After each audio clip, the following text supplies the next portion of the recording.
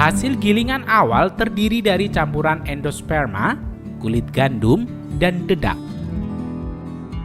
Dengan menggunakan mesin purifier, campuran ini dihembuskan udara dan digetarkan sehingga partikel berat seperti dedak terpisah dari partikel halus endosperma yang menjadi bahan utama tepung.